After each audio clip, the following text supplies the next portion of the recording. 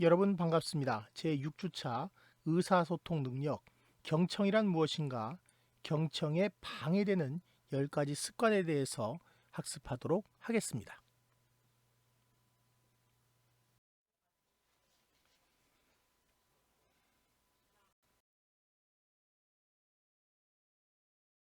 사례입니다. 5대 그룹 임원이 되려면 삼성, 현대차, SK, LG, 롯데 등 5대 그룹의 인사 관련 임원을 취재하면서 공통적으로 질문한 것이 있다. 공통적인 대답은 바로 경청하고 경청하라였다. SK도 경청의 중요성에 대해 일찍부터 인식하고 임원들이 이를 실행하도록 하고 있다. SK는 파격적인 인사를 통해 이를 실천한다. SK가 여러 가지 새로운 사업을 벌이고 있는 때 필요한 인력을 선입관 없이 적기에 공급하자면 경청하는 임원이 인사부서에 있어야 함을 뜻한다. 삼성은 지난해 부하들의 마음을 관리하는 법이란 사례집을 만들어 돌렸다. 사례집에 따르면 훌륭한 상사는 부하 직원의 생일이나 입사 기념일에 메시지를 보내는 등 1대1 관리에 능하다고 한다. 심지어 어떤 상사는 외국 출장길에도 생일을 맞은 후배에게 메시지를 보내 감동의 물결을 일으켰다는 것. 또 부하들을 면담할 때 이들로부터 들은 장래희망이나 지금 고민하고 있는 것을 꼼꼼히 적어 생각날 때마다 어떻게 되고 있는지 물어보기도 한다.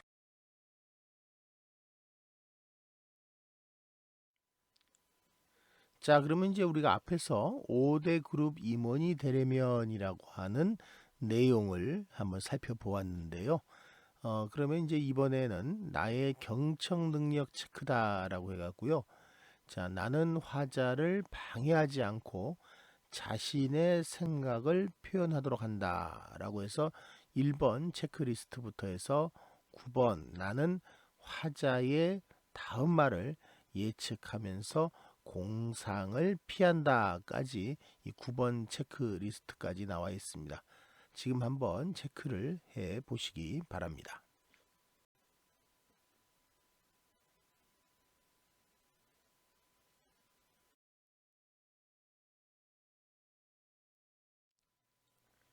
체크가 모두 이제 끝나셨으면은 여러분들 항목별 점수를 모두 합산을 해서 살펴보시면 되겠습니다.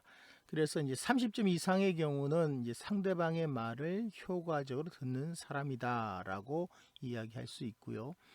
20점에서 29점에 해당하는 경우는 좋은 청취자이긴 하지만 앞으로 더 개선할 점이 있다라고 합니다. 그 다음에 이제 가장 낮은 점수인 10점에서 19점에 해당하는 경우는 개선이 필요하고요. 경청 기술을 개발하기 위한 기법을 적극적으로 학습해야 한다라고 합니다. 그래서 이 나의 경청 능력에 대해서 체크를 해봤는데요. 그 점수 결과에 따라서 여러분의 경청 능력을 여러분들이 그 가늠을 해보시기 바랍니다.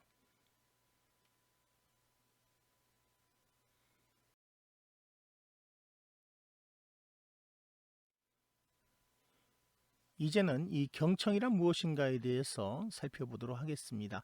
남이 하는 이야기를 건성으로 듣거나 또 대강 듣거나 적당히 듣는 것은 대화를 잘하고 있다고 할 수 없는 겁니다. 그래서 똑바로 듣고 정확히 듣고 철저히 들어야만 청자, 즉 듣는 사람의 그 제 역할을 다 하는 것이라고 합니다. 그래서 우리가 정보를 듣고 또 아이디어를 듣고 지혜를 듣고 지식과 상식을 듣고 뉴스를 듣고 남의 일화를 들음으로써 우리는 더 넓은 지식을 쌓을 수 있는 것이다. 이렇게 말씀드릴 수 있습니다.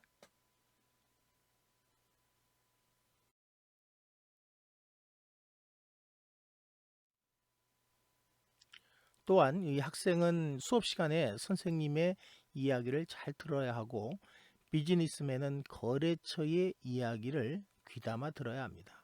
외교관은 주재국 당사자들의 이야기를 주의 깊게 경청하여야 합니다. 바로 이 맡은 바 임무를 착실히 수행하려면 무엇보다도 우선 현장의 소리를 성실하게 듣고 또 대책을 강구하는 것, 이것이 바로 좋은 방법이라고 할 수 있는 것입니다.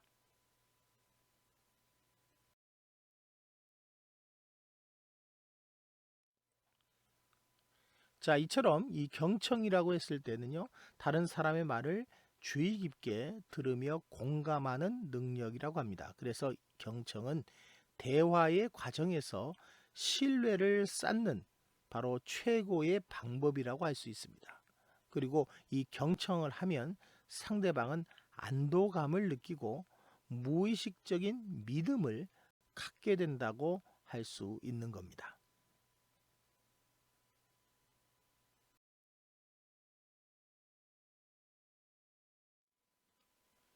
그래서요, 경청을 하는 경우에 상대방은 자신도 모르게 더 집중을 하게 됩니다. 이런 심리적 효과로 인해서 우리의 말과 메시지, 감정은 더욱 효과적으로 상대에게 전달이 됩니다.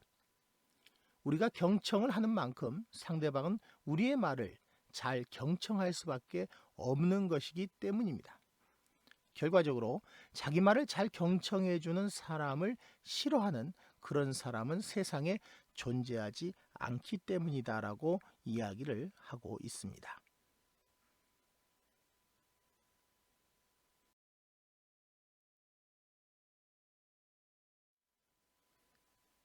다음은 경청의 중요성에 대해서입니다.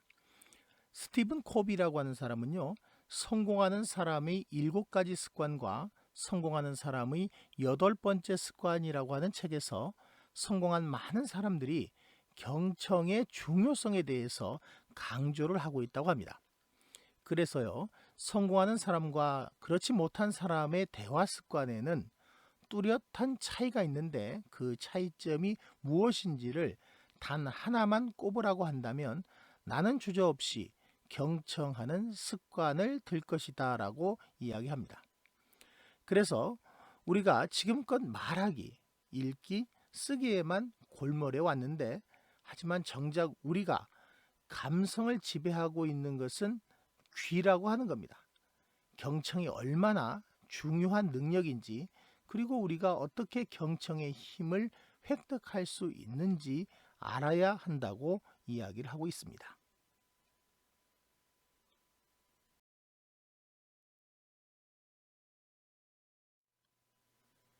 자, 앞서서 소개한 스티븐 코비의 7가지 습관 그리고 성공하는 사람의 8번째 습관이라고 하는 우리 국내 번역서입니다.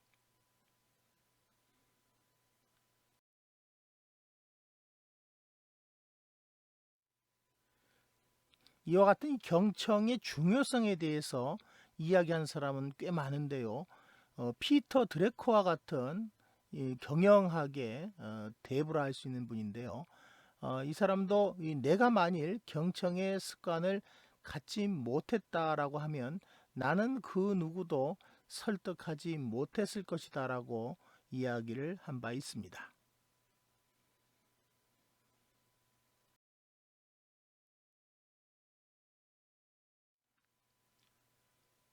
톰 피터스도 경청의 중요성과 관계해서 20세기가 말하는 자의 시대였다면 21세기는 경청하는 리더의 시대가 될 것이라고 이야기를 하였습니다.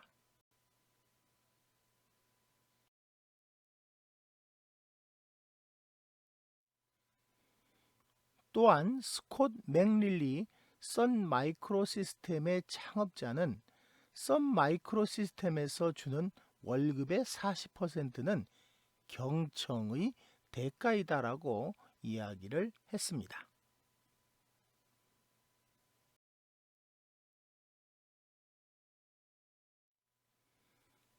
다음은 의사소통에서 경청의 중요성에 대해서 알아보도록 하겠습니다.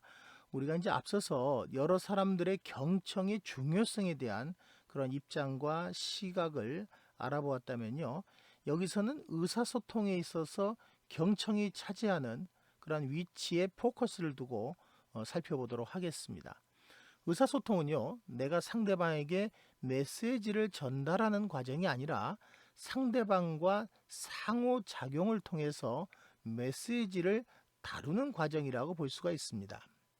따라서 성공적인 의사소통을 위해서는 내가 가진 정보를 상대방이 이해하기 쉽게 표현하는 것도 중요하지만 상대방이 어떻게 받아들일 것인가에 대한 고려가 바탕이 되어야 할 것입니다. 즉, 의사소통을 하기 위한 기본적인 자세, 이것이 바로 경청을 하는 일이다라고 하는 점입니다.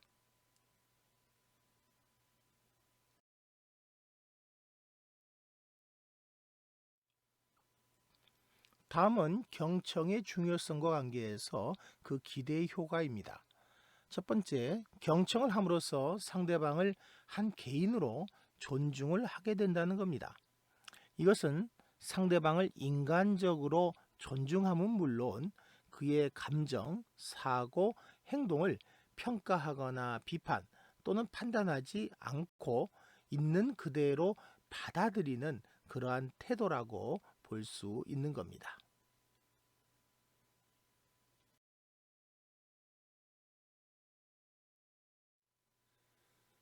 다음으로 경청의 중요성에 대한 두 번째 기대 효과는 경청을 함으로써 상대방을 성실한 마음으로 대하게 된다는 겁니다. 그래서요, 이것은 상대방과의 관계에 있어서 느낀 감정과 생각 등을 긍정적이든 부정적이든 솔직하고 성실하게 표현하는 그러한 태도를 말합니다. 이러한 감정과 표현은 상대방과의 솔직한 의사 및 감정의 교류를 가능하도록 도와주고 있기 때문이라고 할 수 있는 겁니다.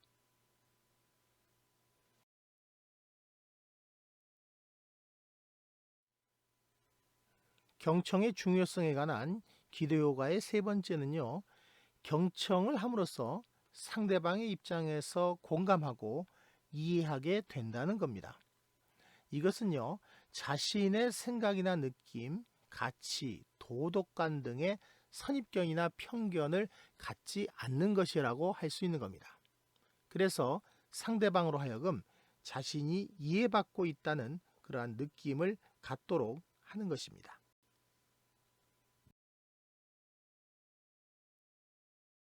다음은 경청의 방법 9가지입니다. 1. 혼자서 대화를 독점하지 않는다. 2. 상대방의 말을 가로채지 않는다. 3. 이야기를 가로막지 않는다. 4. 의견이 다르더라도 일단 수용한다. 5. 말하는 순서를 지킨다. 6. 논쟁에서는 먼저 상대방의 주장을 들어준다. 7. 시선, 아이 콘택트를 맞춘다. 8. 오감을 동원해 적극적으로 경청한다. 사오정의 면접 상황. 사업에 실패한 후 다시 백수가 된 사오정은 생존을 위해서 미스터 손과 함께 면접 시험을 보러 갔다. 면접관, 자네는 우리나라 축구 선수 중에서 누가 가장 뛰어나다고 생각하는가? 미스터 손, 네, 예전에는 차범근이었는데 지금은 손흥민 선수입니다. 면접관, 이순신 장군은 어느 시대 사람인가? 미스터 손, 조선 시대입니다. 면접관, 자네는 이 세상에 UFO가 있다고 생각하는가? 미스터 손, 많은 사람들은 그렇다고 하는데 저는 확실한 근거가 없어서 단정적으로 말할 수 없습니다. 친절하게도 미스터 손은 면접을 마치고 나온 후 자기가 대답한 것을 적어서 사오정에게 주었고 사오정은 그것을 달달 외웠다. 면접관, 자네 이름은 뭔가? 사오정, 네, 예전엔 차범근이었는데 지금은 손흥민입니다. 면접관, 자네는 언제 태어났나? 사오정, 조선시대입니다. 면접관, 자네는 자신이 바보라고 생각하지 않나? 사오정, 남들은 그렇다고 하는데 저는 확실한 근거가 없어서 단정적으로 말할 수 없습니다.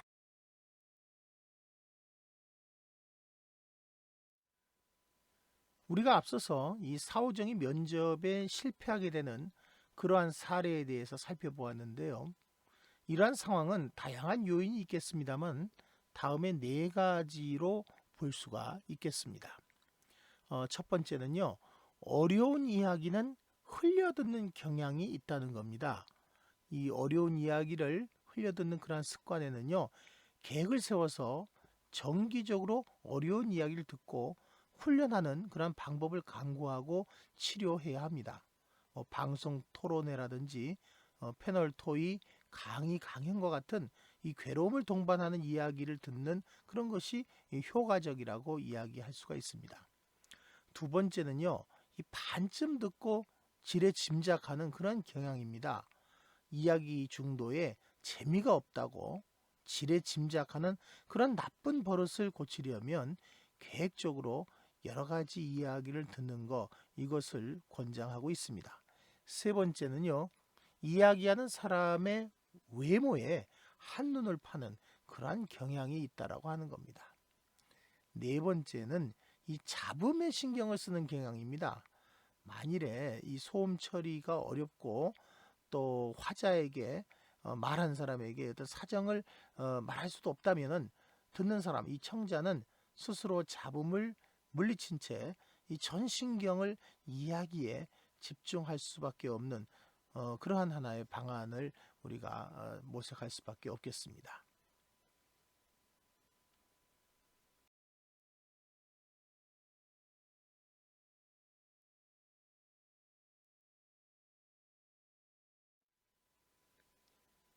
학습진단 1번 문제입니다. 경청의 중요성에 대한 설명이다. A, B, C에 들어갈 적당한 말을 적으시오. 경청을 함으로써 상대방을 한 개인으로 A하게 된다. 경청을 함으로써 상대방을 B 마음으로 대하게 된다. 경청을 함으로써 상대방의 입장에서 C하며 이해하게 된다. 자, 여기 알맞는 말을 여러분들 넣어 보시기 바랍니다.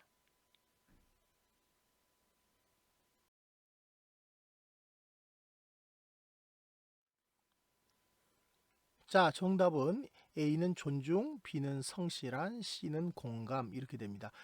경청을 함으로써 상대방을 한 개인으로 존중하게 된다. 경청을 함으로써 상대방을 성실한 마음으로 대하게 된다. 경청을 함으로써 상대방의 입장에 공감하며 이해하게 된다.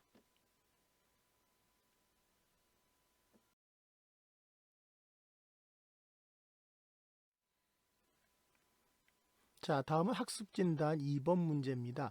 경청의 방법이라고 볼 수 없는 것은 1번 혼자서 대화를 독점하지 않는다. 2번 상대방의 말을 가로채지 않는다. 3번 귀로만 듣지 말고 오감을 동원해 적극적으로 경청한다. 4번 논쟁에서 의견이 다른 경우에 일단 객관적으로 상대방의 잘못을 지적한다.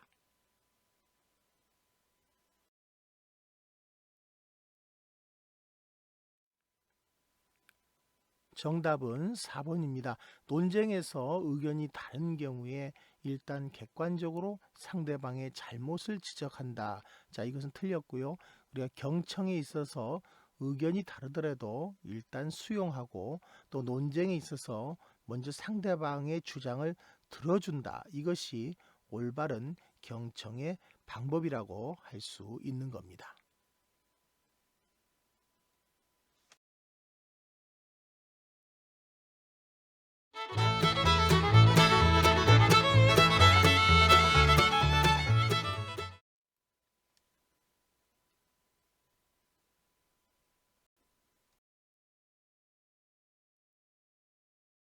불친절한 말투에 고객의 말 자르기까지.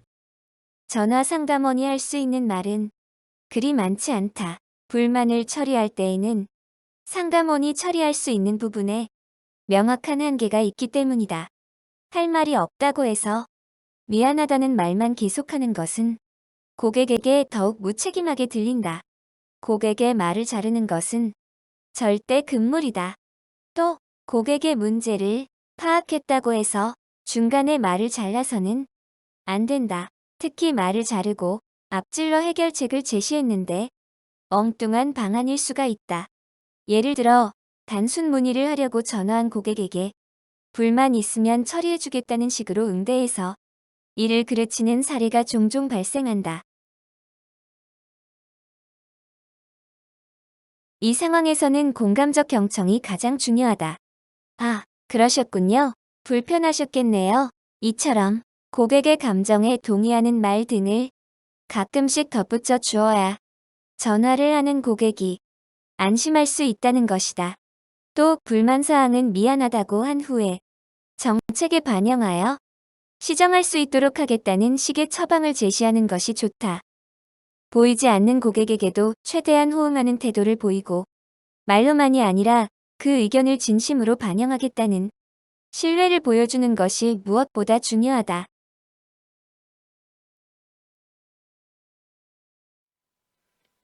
자, 우리가 앞서서 사례를 살펴봤는데요. 여러분들도 이제 이 상담원들 중에서 친절한 상담원, 또 불친절한 상담원의 말투, 이것들을 아마 경험을 해본 사람도 있을지 모르겠습니다. 우리가 친절한 이 상담원은 아, 그러셨군요. 불편하셨겠네요. 등의 이 고객 감정에 동의하는, 즉 공감하는 그런 말을 가끔씩 덧붙여주는 그런 하나의 전화. 이것은 고객이 안심할 수 있는 그러한 하나의 사례라고 볼 수가 있죠. 그래서 이 직장 생활에서 만나게 되는 이 고객들은 자신의 말에 귀를 기울이고 공감해 주는 것만으로도 그 직원에 대해서 만족감을 느낄 수 있다는 겁니다. 그리고 이 직장인들은 직장 내에서 고객의 만족을 실현하는 것, 이것이 최대의 하나의 목표 중에 하나라고 볼 수 있고요. 또 아울러서 이 고객 만족이 직원들의 성과로 이어질 수도 있다라고 하는 점을 강조드리도록 하겠습니다.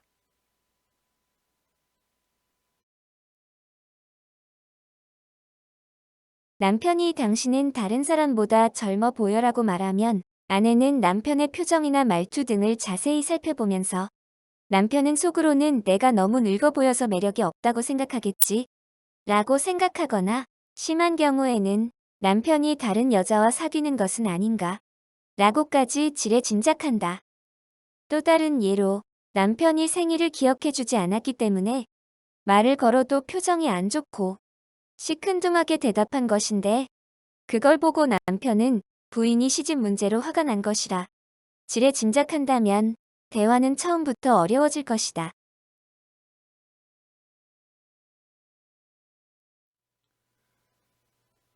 자, 그래서 우리가 앞서 사례처럼요.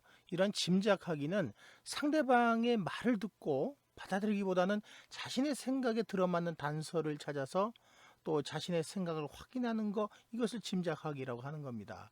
그래서 이 짐작하고 또 넘겨짚고 이런 사람들은 상대방의 목소리 톤이나 또는 얼굴 표정, 또 자세 이런데 지나치게 집착하고 지나치게 중요시 여기기 때문에 이것이 바로 이 경청을 방해하는 습관으로서 첫 번째로 꼽을 수 있는 것이다. 이렇게 말씀드릴 수가 있겠습니다.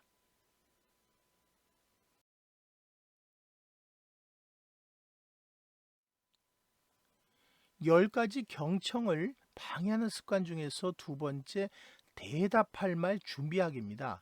이 상대방의 말을 듣고 자신이 다음에 할 말을 생각하기에 바빠갖고 상대방이 말하는 것을 잘 듣지 않는 거를 말합니다. 결국에 가갖고는요, 자기 생각에 빠져서 상대방의 말에 제대로 반응조차 할 수 없는 그러한 상황을 초래하게 됩니다.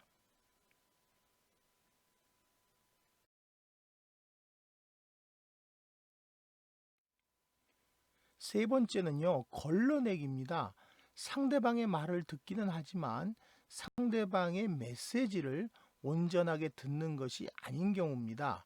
그래서 상대방이 분노나 슬픔, 불안에 대해서 말하는 것을 들어도 그러한 감정을 인정하고 싶지 않다거나 또 회피하고 싶다거나 또 무시하고 싶을 때 자기도 모르는 사이에 상대방이 아무 문제가 없다고 생각해 버리는 겁니다. 걸러내기 이건요. 듣고 싶지 않은 그런 것을 막아버리는 것, 이것을 말하고 있습니다.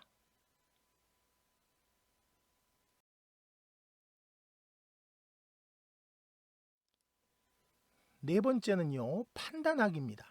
이 상대방에 대한 부정적인 판단 때문에 또는 상대방을 비판하기 위해서 상대방의 말을 듣지 않거나 또는 가려듣는 걸 말합니다. 내가 상대방을 어리석다거나 또 고집이 세다거나 이기적이라고 생각한다면 경청하기를 포기하게 되는 겁니다.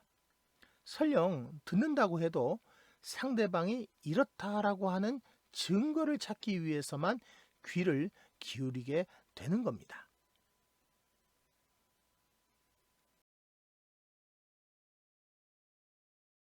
남편은 최근 아내가 수강하는 취미클럽 활동에 대해 말할 때마다 다른 생각을 했다. 사실 그는 아내가 취미 활동을 하는 것에 대해 못마땅하게 생각하고 있었기 때문에 부인이 신나서 이야기할 때마다 다른 생각을 하면서 자신의 감정을 드러내지 않았던 것이다. 그러나 이렇게 표현하지 못하는 부정적인 감정이 밑바닥에 깔려 있어 시도 때도 없이 고개를 내밀기 때문에 상대방은 오해받고 공격받는다는 느낌을 갖게 된다.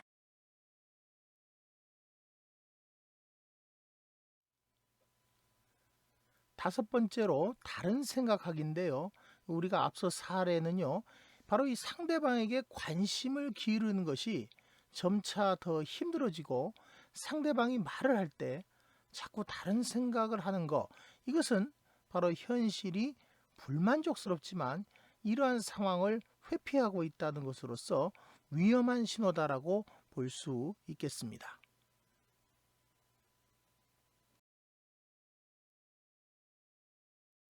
여섯 번째, 조언하기 사례입니다. 남편이 아내에게 직장에 대한 좌절과 낙담을 털어놓자 당신은 윗사람 다루는 기술이 필요해요. 당신 성격에도 문제가 있어요.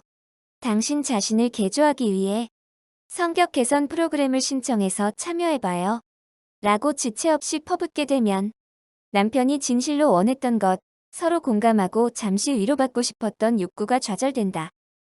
이러한 대화가 매번 반복된다면 상대방은 무시당하고 이해받지 못한다고 느끼게 되어 다른 사람에게 마음의 문을 닫아버리게 된다.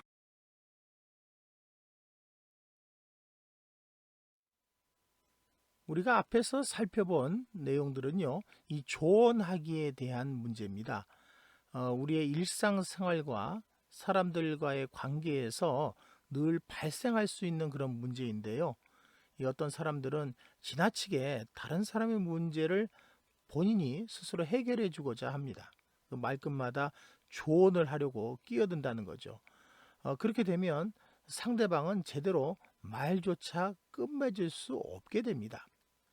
올바른 해결책을 찾고 모든 것을 제대로 고치려는 그런 자신의 욕구 때문에 마음을 털어놓고 이야기하고 싶은 상대방의 소박한 바람이 좌절되고 마는 겁니다. 그러나 이야기를 들어주기만 해도 상대방은 스스로 자기의 생각을 명료화하고 그 사이에 해결책이 저절로 떠오르게 될 수도 있는 겁니다.